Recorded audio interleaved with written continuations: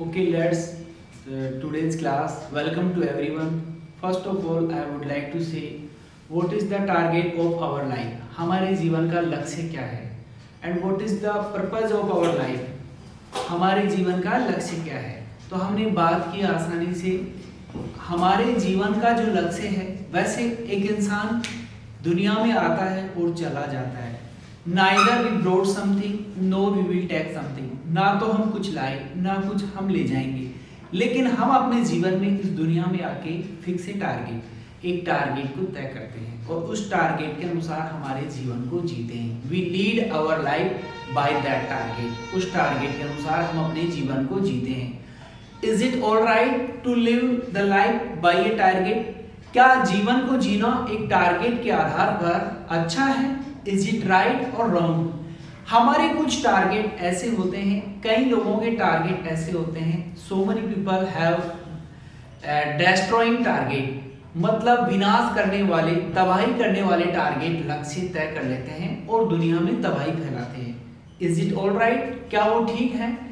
We should fix the target, we should complete the target. हमें target fix करना चाहिए, पूरा करना चाहिए, लेकिन उसमें सबका भला हो। आई मीन टू से, मेरे कहने का मतलब है कि जीवन में आप जो कोई भी कार्य कर रहे हैं बड़ी खुशी के साथ, आनंद के साथ, बड़े जोश के साथ करिए।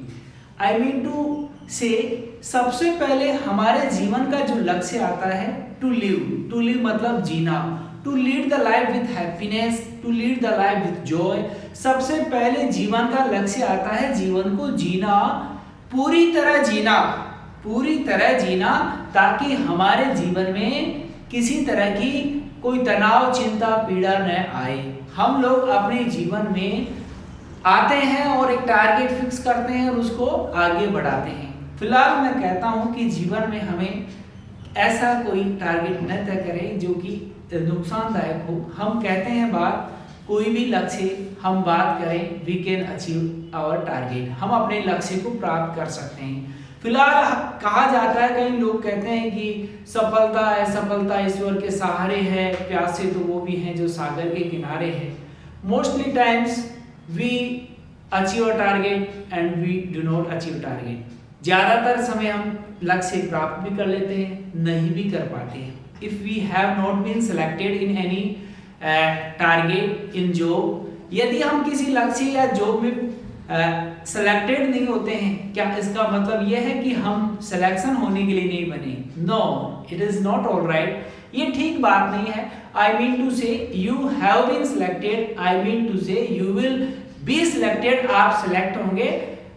आप यदि किसी लक्ष्य में सिलेक्ट नहीं हो पाते हैं, if you have not been selected in any target, it means, इसका मतलब यह है कि आपको ऊपर वाले ने किसी अच्छे कार्य के लिए, for good job, for best job, for a good selection, एक अच्छे चुनाव के लिए आपको रखा है। So don't worry about that, इस बारे में चिंता न करें। It's not all right for you, ये आपके लिए ठीक नहीं है। इट्स योर लाइफ, ये आपका जीवन है। You will lead your life, आप अपने जीवन को बेहतर बनाएंगे। बेहतर को बोलते हैं better. You will make your life better. So don't worry about anything. किसी भी तरह के जीवन में चिंता न रखते हुए आज हम अपनी क्लास को आगे बढ़ाते हैं और आगे बढ़ाने के दौरान हम कहते हैं कि आज हम जो बात करने जा रहे हैं क्लास में, बात हम करेंगे difference between has and have.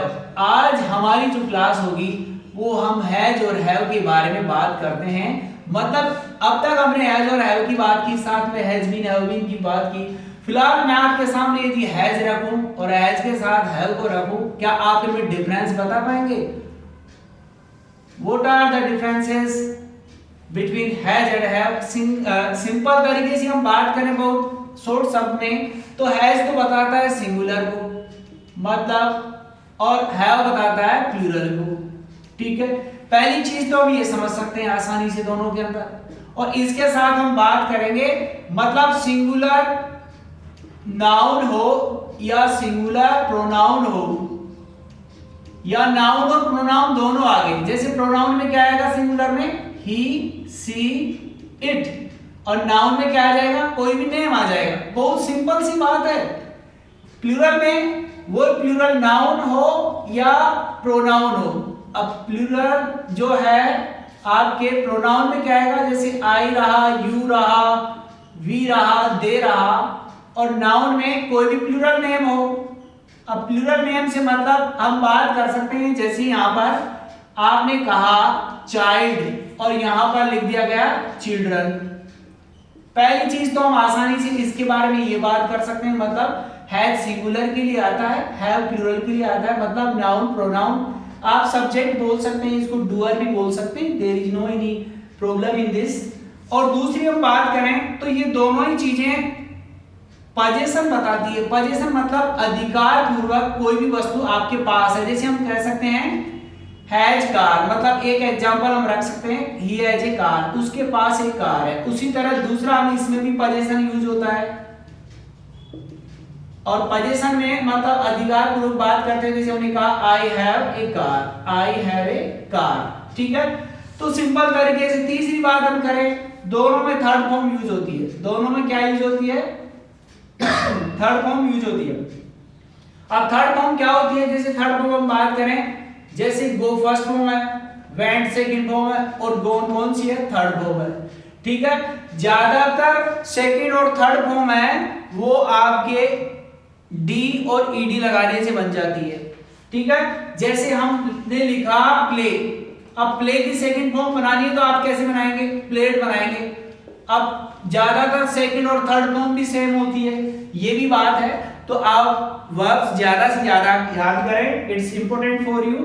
तो हमने बात की थर्ड फॉर्म दोनों में यूज होती है, और इसके अलावा हम इस तरह बात करते हैं आगे बढ़े, मतलब फर्क क्या है, इतना सा फर्क है कि ये सिंगुलर के यूज होता है और ये है प्लूरल के यूज होता है। अब आप इसमें हैज के साथ बीन भी लगा देंगे। अब बीन लगा देंगे तो मतलब कोई भी कार्य किसी समय से हो रहा है, 2 घंटे से हो रहा है, 5 मिनट से हो रहा है। जैसे मैं 5 मिनट से आपको अंग्रेजी पढ़ा रहा हूं, I have been teaching English for 5 minutes. तो आई हैव बीन को आप शॉर्ट में ये भी कह सकते हैं आई बीन, आप इसको शॉर्ट में आई बीन भी बोल सकते हैं। ज्यादातर स्पोकन इंग्लिश में I been teaching for 5 minutes, मैं 5 मिनट से पढ़ा रहा हूं। तो it's very easy, don't worry about anything. तो हमने आसानी से बात की, बहुत सिंपल तरीके से, मतलब यहाँ पर अधिकार पूर्वक बात आपके सामने की जा रही है। So don't worry about anything. तो हमने आसानी से इसके बारे में बात की, सिंगुलर सब्जेक्ट हो, प्लूरल सब्जेक्ट हो, पजेशन की बात हो, और आगे जो हम बात करते हैं वो थर्ड फॉर्म इन दोनों के साथ ही यूज होती है। और इसमें क्या होता है, कोई भी कार्य कंप्लीटेड हो जाता है। कंप्लीटेड कहो या फिनिश्ड कहो, यानी इस हैज और हैव को आप यदि यूज कर रहे हैं तो वहां पर आपका कोई भी कार्य समाप्त हो जाएगा। मतलब I have done this work, मैं ये काम कर चुका हूं, मतलब वहां पर फिनिश हो गया। आई हैव टेकन टी, मैंने चाय ले ली, मतलब मैंने चाय ले ली, वहां पर क्या कार्य क्या हुआ, समाप्त हो गया। Any work has been completed on that time on that condition you will have to use has and have. जब कभी भी कोई भी कार्य आपको समाप्त होते हुए बताना हो तो हैज और हैव का प्रयोग करेंगे। और हैज हैव में आपने अंतर पढ़ा कि हैज सिंगुलर के लिए और हैव प्लूरल के लिए, दोनों के अंदर पोजीशन बताई जाती है, दोनों के साथ थर्ड फॉर्म भी यूज होती है, और दोनों के अंदर कोई भी कार्य समाप्त हो जाता है। Any work has been completed, मतलब कार्य समाप्त हो गया है, अभी अभी कहो या पास्ट में भी समाप्त हो गया हो। जैसे I have done BA, I have done MBA, मैंने एमबी किया, बीए किया। तो सिंपल तरीके से मैंने आपको इसको सिंपल तरीके से रूल ही बताया। पहला रूल बताया था कि मैंने आपके पास कोई भी वस्तु हो तो आप बताते हैं आई हैव कार। दूसरा रूल मैंने आपको बताया वर्क की, जो रिसेंटली हाल ही में कोई काम समाप्त हुआ है, जैसे आई हैव टेकन टी, मैंने चाय ले ली। तीसरा रूल मैंने आपको बताया गिवन वर्क, कोई भी काम किसी को आपने दिया तो वहां पर आप पूछ सकते हैं, जैसे have you brought vegetables, have you brought mobile, have you any kind of thing is there. इसके बाद हमने चौथा रूल आपको बताया कि पास्ट में कोई काम समाप्त हो गया, work is over in past but influence of that work is still in our life, लेकिन उसका प्रभाव अभी भी हमारे जीवन में है। उस कंडीशन के साथ आप हैव के साथ थर्ड फॉर्म लगाकर वाक्य बना देंगे। जैसे आई हैव डन बीए, आपने जो कोई भी एजुकेशन की, जो कोई भी कार्य किया, उसका प्रभाव हमारे जीवन पे रहता है, मतलब आपके शिक्षा के द्वारा, आपने जो भी शिक्षा प्राप्त की आपके कार्यों के द्वारा, मतलब आपके कर्मों के द्वारा जो भी आपने किया है उसका जीवन पे हमारे प्रभाव रहता है। तो सिंपल तरीके से हम बात कर सकते हैं और आसानी से हमने बात की, और इसी के साथ हम आगे बढ़ते हुए बात कर सकते हैं। बहुत आसानी से हमने बात की। कुछ वर्ड्स हम लिखते हैं, जैसे आई पर, आई में लिखेंगे इम्प्रूव। तो इम्प्रूव का मतलब होता है सुधारना। इम्प्रूव मतलब सुधारना। इम्प्रूव करो, जैसे इम्प्रूव योर लैंग्वेज, अपनी भाषा सुधारो। इम्प्रूव योर हैबिट्स, अपनी आदतें सुधारो। इम्प्रूव का मतलब आगे इसकी बात करें इंस्पायर। इंस्पायर मतलब होता है प्रेरित करना। इंस्पायर मतलब प्रेरित करना। कोई भी बातें, कोई भी विचार हमें इंस्पायर करते हैं। इसकी सेकंड फॉर्म आप लिख सकते हैं इम्प्रूव। बहुत आसान है। और ये फर्स्ट फॉर्म हो गई आपकी, ये सेकंड फॉर्म हो गई और ये थर्ड फॉर्म हो गई। और एडजेक्टिव के साथ थर्ड फॉर्म का ही प्रयोग हम करते हैं।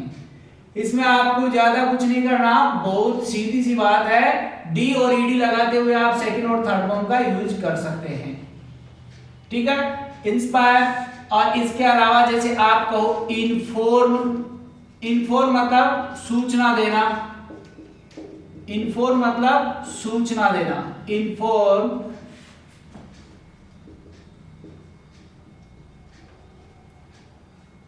तो इस तरह हमने बात की। और भी आप जैसे लिख सकते हैं इन्वेंट। इन्वेंट मतलब खोज करना।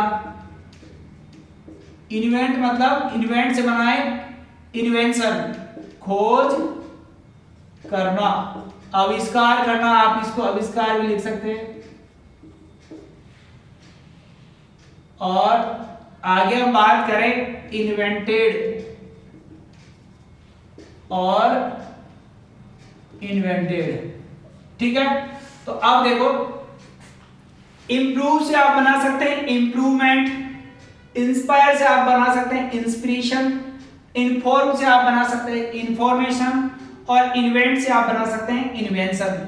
मतलब आप इन्हीं वर्ब्स को आप नाउन में चेंज कर सकते हैं। किसमें चेंज कर सकते हैं? नाउन बना सकते हैं। मतलब एक वर्ड है, एक वर्ड अपना जो नेचर रखता है, अपना फंक्शन रखता है और अपनी पोजीशन रखता है। जैसे आप उसे यूज करेंगे वैसे आप यूज कर सकते हैं। मतलब उसको चेंज करने के बाद अलग अलग वर्ड अलग अलग तरीके से यूज हो सकता है। ठीक है, तो सिंपल तरीके से हमने बात की और आसानी से बात की। एक वर्ब आपको लिखा देते हैं वो इंक्रीज। इंक्रीज मतलब क्या होता है? बढ़ाना। इंक्रीज मतलब होता है बढ़ाना। और इसके अंदर हम बात करें इंक्रीज्ड और इंक्रीज्ड। ठीक है, तो इंक्रीज इसका जो अपोजिट होगा वो क्या हो जाएगा? Decrease. So it's very easy. Try to make yourself perfect. अपने आप को परफेक्ट बनाने की कोशिश करें। इट्स योर लाइफ, यह आपका जीवन है। You will make your life. First of all, lead your life with happiness and joy. Okay, our meeting is up. We will meet again. Have a nice day.